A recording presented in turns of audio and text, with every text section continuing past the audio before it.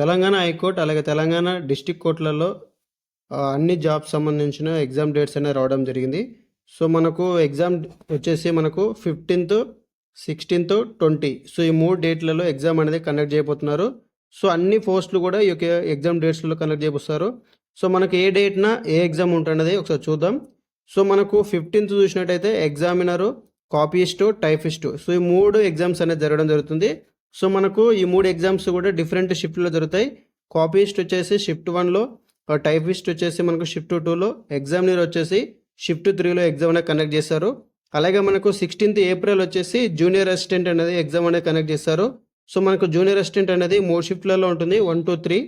అలాగే మనకు field assistant వచ్చేసి రికార్డ్ అసిస్టెంట్ 2 కూడా 20 ఏప్రిల్ జరుగుతుంది. మనకు ఫీల్డ్ అసిస్టెంట్ వచ్చేసి షిఫ్ట్ 1, రికార్డ్ అసిస్టెంట్ వచ్చేసి షిఫ్ట్ 2.